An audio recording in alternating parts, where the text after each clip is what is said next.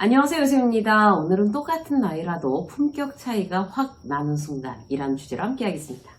나이를 먹는다고 다 성숙해지는 게 아니죠. 진급했다고 해서 그 사람의 인품이 훨씬 리더다워진다. 꼭 그런 것만도 아닌 거 우리가 다 직장생활 하면서 경험하잖아요. 그래서 우리는 지속적인 자기관리 노력이 필요합니다. 우리의 인품이나 그릇, 됨됨이는요, 시간이 해결해 주지도 않고 많은 경험이 해결해 주지도 않습니다.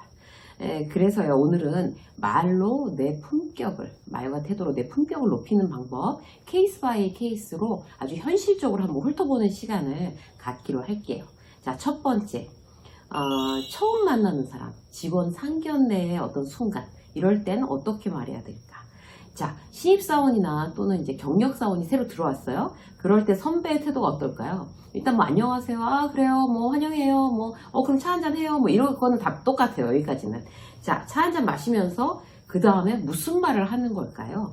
신입한테 몇 살이에요? 요즘 신입 몇 살에 들어오지? 이렇게 시작을 하거나 경력사원한테 결혼하셨어요? 라고 처음부터 이렇게 물어보는 경우.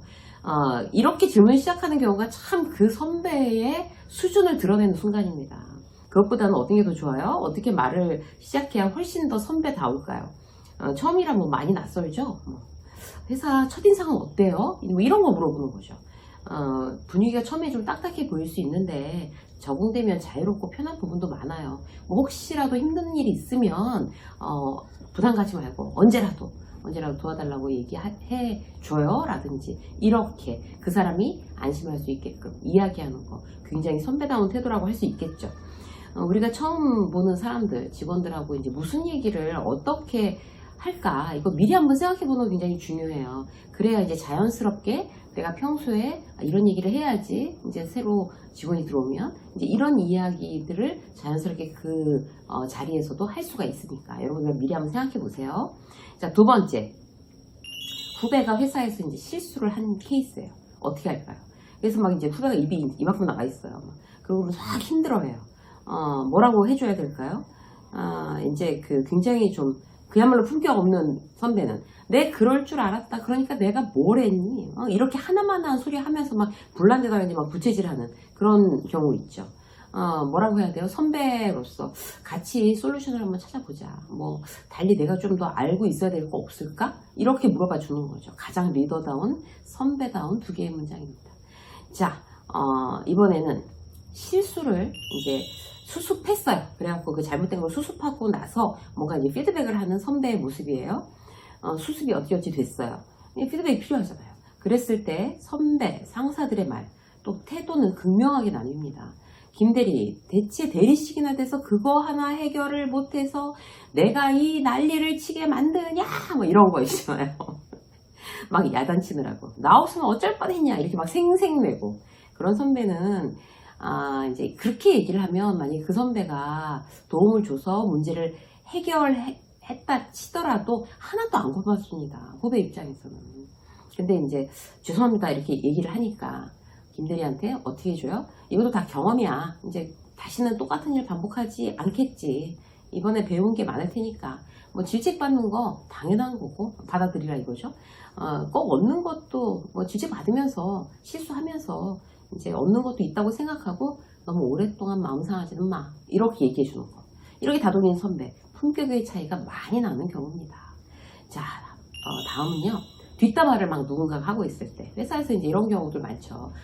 뒷담화를 하고 있을 때 참 난감한데요. 자리를 박차고 나갈 수도 없고, 나는 그런 얘기 듣기 싫어요. 이렇게 할 수도 없고, 왜 남의 험담을 하고 그래? 이렇게 얘기하는 것도 사실 예의가 아니잖아요. 그죠? 이런 상황에서 또 두 가지 유형을 나눠보면, 거기에 어머 그러니 내가 그 사람 그렇게 안 봤는데 어쩐지 내가 딱 보니까 알겠더라니까 쎄하더라니까 이렇게 그럴 줄 알았어. 한술 더 떠가지고 지난번에는 이러면서 자기가 더 신나가지고 그 뒷담화에 참여하는 그런 케이스가 있고, 품격이 일단 다른 사람은 어떻게 하겠어요? 그야말로 이제 그런 상황에서 입이라도 다물고 있어야 되는 거죠. 그죠? 입이라도 다물고 있던지 그러면 중간은 가요. 근데 이렇게 중간에 자연스럽게 이제 화제를 돌리는 거예요. 이번에 성과급 근데 몇 프로 나온대요? 이렇게. 그러면 이제 더 그게 사람들의 이제 관심을 사는 어떤 그런 화제이기 때문에 화제가 넘어가니까 이제 쉬워지는 거죠. 슬쩍 말을 돌려서. 자, 또 볼까요? 파트너 회사가 이제 거래처 업체가 잘해서 우리가 이제 어떤 행사를 치렀는데 잘 끝났어요. 그랬을 때 얘기하는 거. 진행 무난히 사고 없이 끝나서 다행이에요. 다음에도 잘 부탁드려요. 이렇게 얘기하는 담당자. 그러니까 잘 끝난 행사에 대해서 굉장히 인색하게 얘기하는 거죠. 말에. 뭐 무난히 사고 없이 끝나서 됐어요. 뭐 이런 거. 굉장히 이런 사람의 마음은 그 마음 자체가 이렇게 좁은 거예요. 좁은 거. 고맙다는 말에 인색한 사람들은 자기의 그 품격 여부에 관계없이요. 남의 마음을 얻기가 굉장히 힘들어집니다. 근데 막 덕분에 성공적인 행사로 마무리되었습니다. 막 고맙습니다. 그러면서 구체적으로 찍어주는 거죠. 이런 부분이 참 좋았다고 제가 피드백을 받았습니다. 다시 한번 감사드립니다. 이렇게 이야기해야 상대의 마음도 얻고 나의 품격도 올라가는 겁니다. 자, 또 볼까요? 접객할 때. 이럴 때 어떻게 하세요, 여러분? 그러니까 손님이 왔어요. 거래처에서 우리 회사에 처음으로 이제 방문한 거예요. 내가 이제 책임자예요. 내가 뭐 부장급이나 아니면 임원급이라고 치자고요. 그럼 내 방으로 이렇게 들어와서 명함을 주고받고 인사를 해야 할 때, 품위 있는 임원이라고 쳤을 때, 거래처 작은 회사에서 손님이 오더라도 일단 자기 복장부터 다시 갖춥니다. 자켓을 챙겨 입고, 그 다음에 슬리퍼 같은 거 가지고 구두로 갈아 신고, 자기 방에서 슬리퍼 신고 있을 수 있지만, 근데 보통 내가 굉장히 큰 회사고 저쪽 오는 어떤 하청업체에 누군가가 인사하러 왔다, 그럼 일단 뭐 가불 관계니까 굉장히 쉽게 보고 그런 걸 다 챙기지 않는 경우들이 많아요. 실제로 의외로. 근데 이런 거를 제가 임원교육 가서도 항상 강조해서 말씀을 드리거든요. 그게 바로 품격의 차이입니다. 이렇게. 그래서 거기서부터 이제 복장부터 딱 갖춰 입는 것부터 이제 품격을 시작을 하셔야 돼요. 그리고 만약에 그쪽에서 4명이 왔어요. 그쪽 사장, 부장, 뭐 과장, 그 다음에 이제 뭐 짐 챙겨갖고 오느라고 신입사원이 따라왔다고 쳐요.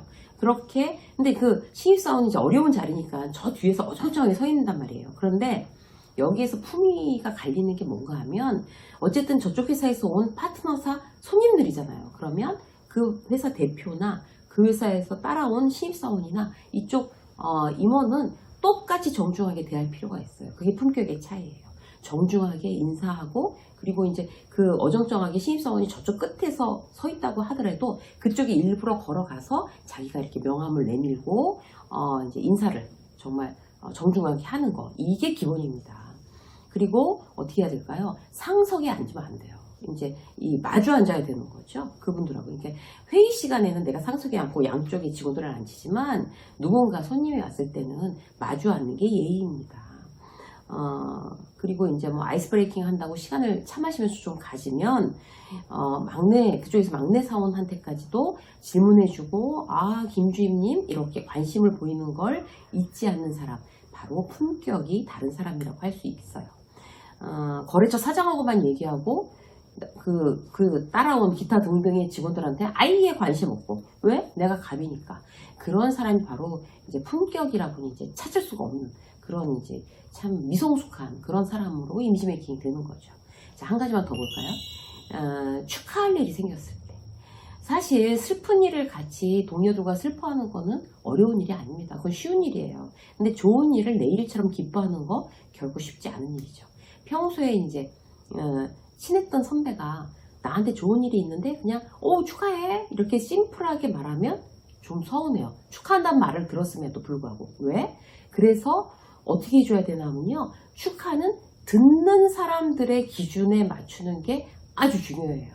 나는 그냥 축하해가 아니라, 내가 저 듣는 입장이라면 내가 어느 만큼 축하한다고 기쁘게 얘기를 해야 저 사람 그야말로 성에 찰까.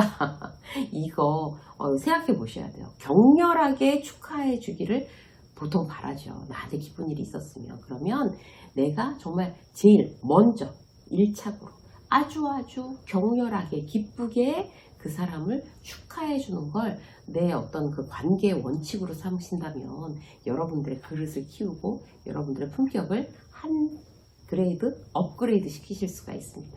유세민 직장서 여기까지 하겠습니다. 고맙습니다.